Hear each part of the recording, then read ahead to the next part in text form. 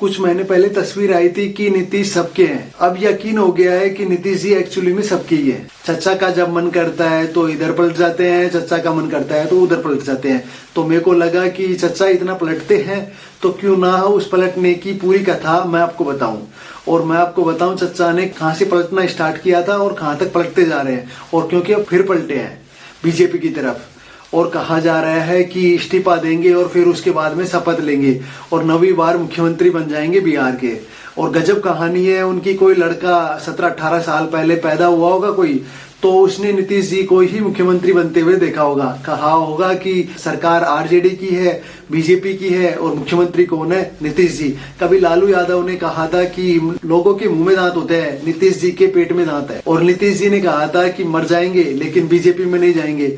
और अमित शाह जी ने भी कहा था कि नीतीश बाबू अगर मन में लड्डू चल रहा है तो मन में ये चल रहा है तो आएंगे, तो ये हम आने नहीं देंगे आपको। अमित शाह जी ने भी बोला था ये चीज। कल तक चचा जी थे उनके नीतीश जी और वो पलटू राम बोलते हैं। लेकिन इस कहानी में क्योंकि बिहार में पिछले 20 सालों में नीतीश कुमार के इर्द गिर्द घूम रही है, और जब नीतीश कुमार जी पलटी मार रहे हैं 1974 से लेकर 2024 तक नीतीश कुमार जी कैसे कैसे कहां कितनी पलटी मारे वो मेरे को लगा बताना चाहिए। 1974 में छात्र राजनीतिक में एंट्री हुई, लालू यादव को बड़ा भाई मानते थे, दोनों साथ में मिलकर शुरुआत किए, जेपी आंदोलन के हिस्सा रहा और 1985 में पहली बार विधायक चुनकर आए और जीवन में पीछे फिर लौट के कभी नहीं देखा इन्होंने, और आगे बढ़ते रहे, चलते रहे, छाते रहे और धमाल मचाते रहे।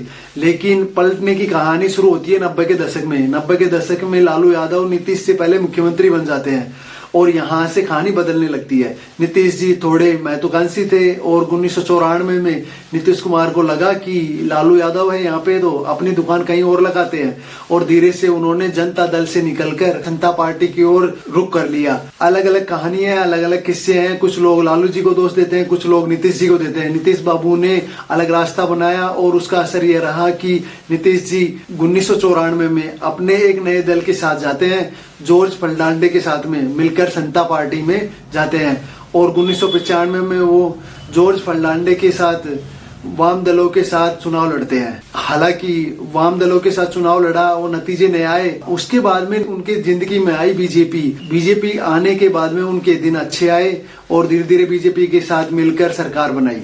और सरकार ऐसी बनाई कि 1996 से लेकर 2013 तक नीतीश बाबू बीजेपी के साथ रहे। नीतीश बाबू मुख्यमंत्री बनते, सुशील कुमार जी उप मुख्यमंत्री बनते, बागों में बहार था, सब अच्छा चल रहा था। लेकिन फिर नीतीश कुमार जी की महत्वाकांक्षाएं बढ़ गई। एक बीजेपी का एक गढ़ा ऐसा था कि मोदी प्रधानमंत्री न बने। नीतीश कुमार को लगा कि मुख्यमंत्री तो हम भी हैं और 2-3 बार के हैं, जैसे मोदी है।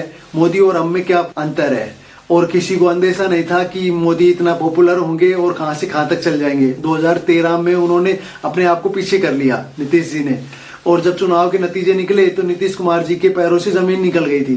उन्होंने गलती कर बैठे थे वो, क्योंकि जब वो पछताते रहे, किसी को सीएम बनाया और वो सीएम उनके लिए सिरदर्द बन गया। लेकिन 2014 के बाद में उनकी शुरुआत हुई 2015 में आरजेडी के साथ हुआ, जिनके साथ जीवन में लड़ाई लड़ी, उनके साथ जाते हैं, मिलकर वो सरकार बनाते हैं, बम्पर वोट जीतते हैं, सरकार बन जाती है। लेकिन भंग वो कुछ सालों के अंदर ही बंद हो जाता है। नीतीश कुमार जी का तेजस्वी कुमार जी से भंग हो जाता है और वहां से नाता तोड़ लेते हैं। वो वापस लौटते हैं, सुशील कुमार मोदी डिप्टी सीएम बनते हैं और नीतीश कुमार जी वापस मुख्यमंत्री बनते हैं। 2017 से लेकर 2022 तक नीतीश कुमार जी बीजेपी के साथ रहे। 2022 के बाद वो धीरे धीरे मामला गड़बड़ होने लगा और 2020 में चुनाव के नतीजे आए थे।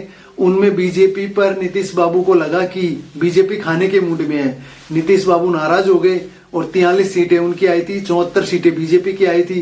नीतीश कुमार जी सीएम तो थे बट धीरे धीरे वो परेशान होने लगे। फिर दिल पर आए कि फिर पलट जाएं, और पलट जाते तो आरजेडी की तरफ चले गए। आरजेडी ने कहा कि तुम फिर सीएम बन जाओ, और 2022 से लेकर अब तक 2024 तक वो सीएम बन गए। 8वीं बार वो सीएम बने थे।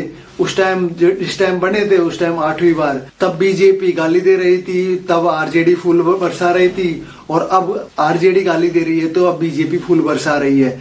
लेकिन हस्तरेखा है वो बड़ी जबरदस्त है नीतीश बाबू की।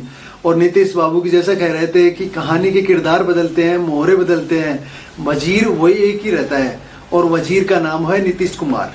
फिलहाल वो मुख्यमंत्री के बनने के लिए वापस तैयार हैं और 28 जनवरी को उन्होंने इस्तीफा दिया है और उसके बाद में वो शपथ ग्रहण होगा। नीतीश कुमार जी वापस मुख्यमंत्री बन जाएंगे।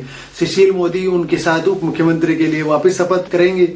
और पॉलिटिक्स के जज्बों को आप क्या कहेंगे? एक आदमी हर बार कैसे सीएम बन जाता है, तेरे साथ रहूंगा तेरे साथ रहूंगा, तो लेकिन सीएम मैं ही बनूंगा, उनको भी पसंद हूं और तुमको भी पसंद हूं, जब मन करेगा तो उनके साथ रहूंगा, जब मन करेगा तो उनके साथ रहूंगा।